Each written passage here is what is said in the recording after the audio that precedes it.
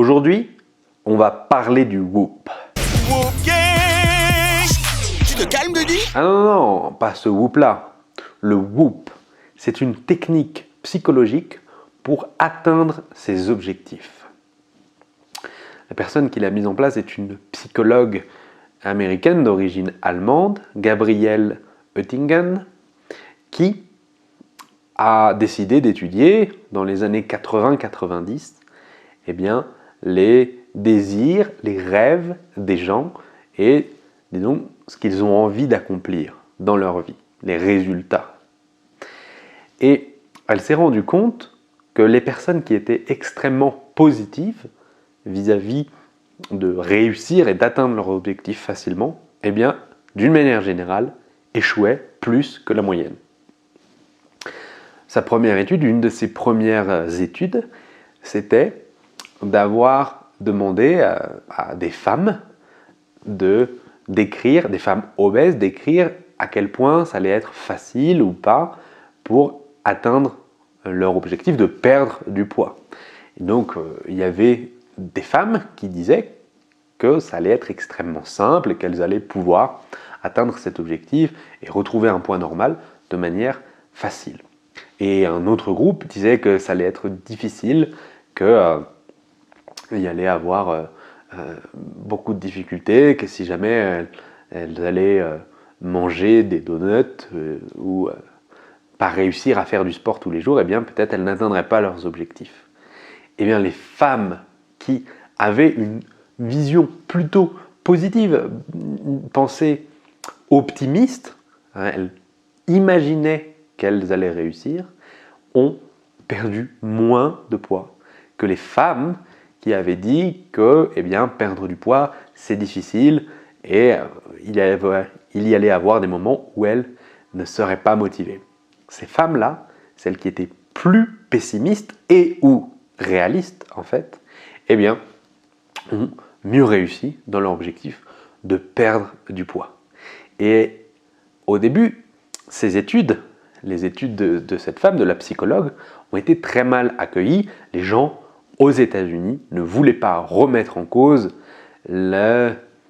l'optimisme qui fait partie de la pensée américaine. Les gens ne veulent pas que l'on critique l'optimisme qui permettrait de résoudre tous les problèmes. Donc elle a eu pas mal de difficultés à imposer son point de vue dans la littérature scientifique et dans le monde de la psychologie en général. Ensuite, elle a continué avec d'autres situations. Elle a demandé à des élèves de prévoir leurs résultats et ceux qui avaient plutôt tendance à être pessimistes sur leurs capacités avaient de meilleures notes que ceux qui disaient que ça allait être très simple. Et quand on est à l'école ou à l'université, on se rappelle très bien de cette fille qui est toujours première à classe, qui a toujours 18 sur 20 et qui dit « Ah non, j'ai vraiment raté l'examen, ah je ne vais pas y arriver ». Donc cette insécurité, ce pessimisme un peu peut-être, mais qui peut parfois être plus proche du réalisme, fait que les gens sont plus alertes et plus énergisés, qui ont plus d'énergie pour atteindre leurs objectifs et se mettre à l'action. Dans son livre, il y a énormément d'études et c'est parfois assez fatigant à lire. Je pense que la raison pour laquelle elle a décidé de mettre autant d'études et de donner autant de chiffres, c'est parce que, comme je l'ai dit, au début, elle a été assez mal accueillie. Et elle avait, peut-être avec ce livre, vraiment besoin d'insister une dernière fois sur le fait que ses études sont valides. Et c'est vrai que dans l'ensemble, on a l'impression que son travail est très sérieux et fait avancer notre connaissance de la psychologie humaine. Donc, mais une étude qui m'a vraiment marqué, c'est celle où elle a demandé à des femmes de s'imaginer en train de marcher dans la rue avec des talons hauts. Et elle a demandé aux femmes elle a divisé les femmes en deux groupes et elle a demandé à certaines d'entre elles de s'imaginer à quel point c'était positif d'avoir ces talons hauts et de marcher dans la rue. Alors les femmes écrivaient, c'était une question ouverte, les femmes écrivaient « Ah, je marche dans la rue, c'est génial, mes jambes sont plus fines, les gens me remarquent, je me sens confiante, j'ai confiance en moi, je sens que tout peut réussir, je suis une femme indépendante, etc. etc., etc. » Et de l'autre côté, elle a demandé à l'autre groupe de femmes de décrire tout ce qui peut être négatif au fait d'avoir ces talons hauts. Et bien ces femmes-là ont écrit « Ah oui, non, c'est terrible parce que ça me fait mal, j'ai mal aux pieds, j'ai mal aux genoux, j'ai mal, aux mollets, j'ai mal partout. Au final, les gens ne me remarquent pas vraiment parce que dans l'absolu, ils s'en fichent. Il y a même une fois où j'ai failli tomber avec ces stupides talons hauts et j'ai dû attendre le prochain métro. » Et ensuite, une fois avoir demandé d'écrire un texte assez long, quelque chose de consistant qui implique beaucoup d'émotions de la part des femmes, elle a décidé de mesurer la pression sanguine des deux groupes. Eh bien, les femmes qui avaient visualisé de manière extrêmement positive le fait d'avoir des talons avaient eu une chute incroyable de leur pression sanguine. Elle a dit que c'est comparable au fait de fumer une cigarette. Si vous visualisez quelque chose que vous voulez atteindre de manière extrêmement positive, eh bien, vous allez réduire votre pression sanguine, vous allez diminuer votre niveau d'énergie. C'est pour ça que les gens qui sont trop optimistes, qui ont trop tendance à visualiser le fait que les choses vont bien se passer, sont moins enclins à l'action parce que eh bien, leur corps, même leur corps, pas seulement leur esprit, eh bien, ressent un moindre besoin de passer à l'action parce qu'en fait, le cerveau pense vraiment qu'on a réussi et qu'on est confiant et qu'on va bien, qu'on a réussi à l'école, qu'on a de bonnes notes, qu'on a de l'argent, qu'on vit à la plage, etc., qu'on n'a pas besoin de travailler. Si on visualise des choses positives, on réduit notre niveau d'énergie et on diminue la possibilité de réaliser les actions qui nous permettraient d'atteindre l'objectif que l'on désire. C'était une étude qui m'a beaucoup marqué.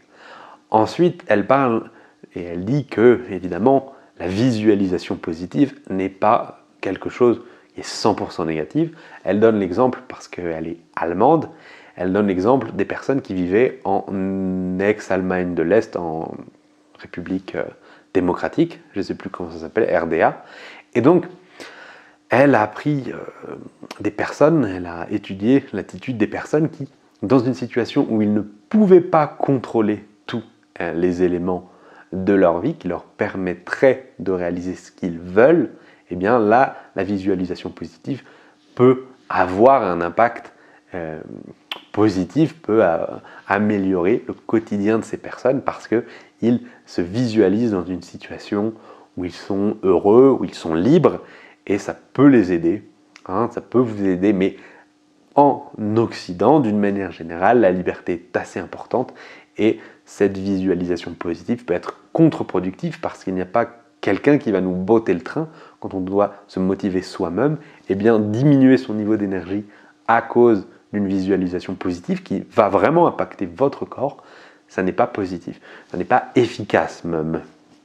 Ensuite, elle a parlé aussi du fait que la visualisation positive peut, si vous aidez, si vous laissez libre cours à votre imagination, peut vous aider à imaginer ce que vous voulez vraiment.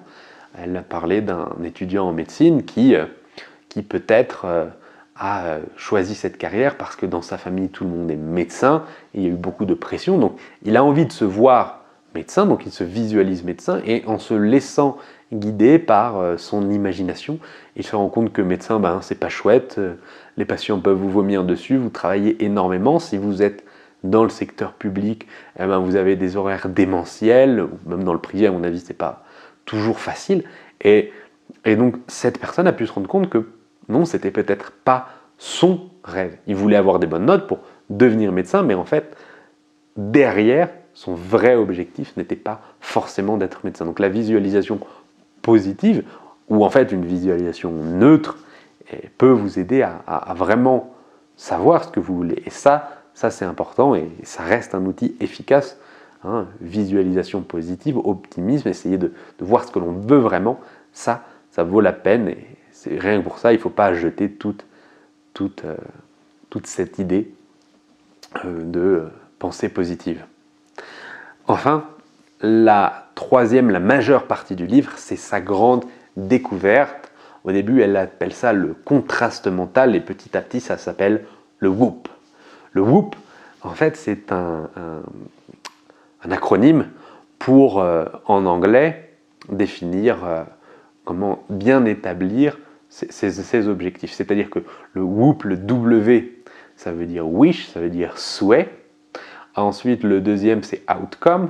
Outcome, c'est résultat, grosso modo. Le troisième lettre, c'est O, et c'est pour obstacle. Et le quatrième, le P, c'est pour plan. Alors, si vous respectez ces 4 étapes, vous pouvez créer une méthodologie qui permettra d'atteindre efficacement ces objectifs. C'est-à-dire que vous visualisez ce que vous voulez, mais vous n'en restez pas là. Une fois que vous avez visualisé votre souhait, que vous avez bien concrètement écrit quels sont les résultats de cette situation, qu'est-ce qui va être positif, qu'est-ce qui va sortir de positif de cette situation, tout de suite après, vous devez écrire les obstacles. Quels sont les obstacles que vous allez rencontrer qui pourraient faire que vous n'atteigniez pas vos objectifs? Et ensuite, vous avez un plan. Vous avez un plan pour atteindre votre objectif. Donc, il y a énormément de situations dans lesquelles le WOOP peut être utile et ça devient presque... il faudrait vraiment lire les études parce que comme c'est une scientifique, c'est une chercheuse qui travaille dans une université, elle a publié des papiers scientifiques dans des revues à comité de lecture. Et là, ça vaudrait le coup d'aller insister parce qu'elle nous tartine avec son WOOP, son contraste mental, cette manière donc de ne pas uniquement voir les choses positives, mais essayer de voir les limites ou les difficultés qu'on pourrait rencontrer. Ça fonctionne pour tout. Ça fonctionne pour avoir des meilleures notes, ça fonctionne pour être heureux dans son couple, pour vendre plus, pour être plus beau, plus grand, plus fort, pour voler. C'est bien qu'elle soit elle-même optimiste sur son propre outil, mais j'ai l'impression que c'est un peu comme quelqu'un qui essaie de vous survendre une voiture d'occasion. Oui, voilà, on achète ta voiture d'occasion parce que elle est pas chère, mais on s'en fout. T'es pas obligé d'insister tout le temps en disant que c'est la meilleure voiture de l'univers. C'est assez long, la partie dans son livre où elle décrit tout ce que peut faire le contraste mental et ensuite ce WOOP. Alors, comment ça marche? L'idée principale, c'est d'imaginer les obstacles, les difficultés. Il y a une étude qu'elle a elle-même faite, qui est très intéressante, avec des enfants, où elle leur a demandé, des enfants allemands, puisqu'elle travaille elle essaie de mener des études en Allemagne et aux États-Unis, ce qui est plutôt bien, puisque comme ça, elle peut vraiment dire que ça marche des deux côtés de l'Atlantique. Donc ça, c'est intéressant.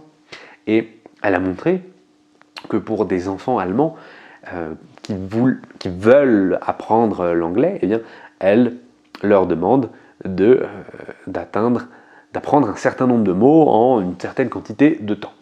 Elle divise encore une fois les enfants en 2 groupes et elle dit à un groupe d'imaginer à quel point ça va être génial parce qu'ils vont être récompensés de bonbons et à quel point c'est facile pour eux d'apprendre ces 10 mots, ou 15 mots, je ne sais plus.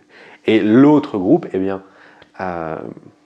l'autre groupe doit écrire les obstacles qui peuvent arriver. Est-ce que je vais regarder la télé? Est-ce que je vais vraiment relire? Oui, il y a des mots en anglais et en allemand qui sont très similaires, mais ça ne veut pas dire que tous les mots sont identiques, etc. Les enfants, les jeunes enfants qui ont écrit sur le papier quels pouvaient être les obstacles et les difficultés qu'ils allaient rencontrer pour atteindre leur objectif, ont eu une meilleure note à ce petit test. Et ça, elle l'a reproduit, cette expérience, elle l'a reproduite dans plein de contextes différents et de ce qu'elle en raconte dans le livre, on peut vraiment croire que ça fonctionne. Il faut donc imaginer quels sont les obstacles que vous allez rencontrer et dans ce cas, écrire quel doit être votre comportement. Si vous voulez perdre du poids, qu'est-ce que vous allez faire au moment où vos amis vous proposent d'aller manger à McDo? Qu'est-ce que vous allez faire si les gens vous proposent de manger une pizza? Eh bien, une réponse, ça peut être de dire une seule part. Ou alors, si vous allez à McDonald's, vous achetez le plus petit hamburger avec un Coca Light. Et vous voyez, vous pouvez imaginer les situations qui vont potentiellement vous faire craquer et où vous allez échouer dans votre objectif. Vous les listez et vous essayez à chaque fois d'avoir un plan, une réaction déjà déterminée. Comme ça, vous n'avez pas, quand la situation difficile arrive, vous n'avez pas à réfléchir. C'est si quelque chose arrive, eh bien, dans ce cas, je fais ça. Et vous devez vraiment essayer de bien définir quels sont vos souhaits. Parce que souvent, un des échecs, c'est que l'on écrit un souhait, mais en fait, on a un autre objectif derrière. Par exemple, une femme a dit à l'auteur, eh bien, votre whoop, là, ça ne fonctionne pas, moi je ne whoop pas. Elle lui a dit ça parce que, eh bien, elle voulait réduire sa consommation de viande rouge, donc c'était ça son objectif, et au final, elle a mis un plan, elle a réduit sa consommation, mais 2 semaines plus tard, elle a dit, bah oui, c'est vrai, j'ai réduit ma consommation de viande rouge, mais je continue à boire du vin. Du vin rouge lors des repas. Alors que, en fait, son objectif, c'est aussi d'arrêter le vin rouge, mais elle n'a pas été claire. Alors là, on est sur un petit souhait très simple, mais même sur ça, il ne faut pas vous mentir.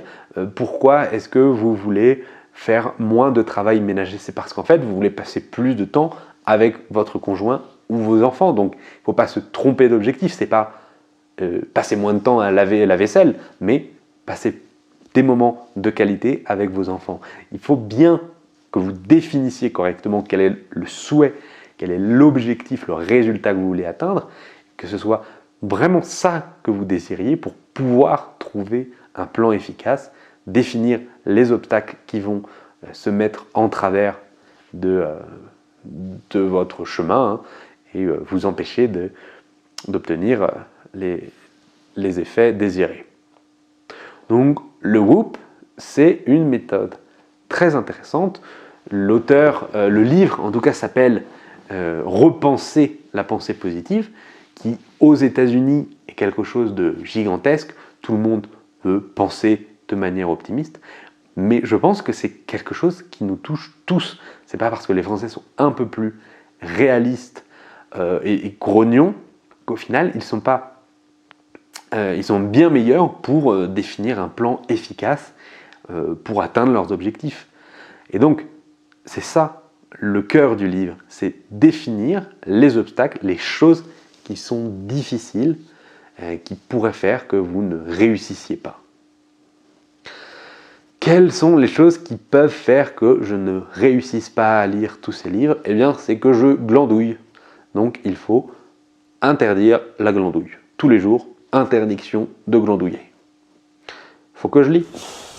Oui, tu t'énerves. Faut que je lis, moi. Faut que je lis. Bon, tu connais la musique, tu t'abonnes, tu mets un commentaire, un petit pouce, ou tu regardes une autre vidéo. À demain.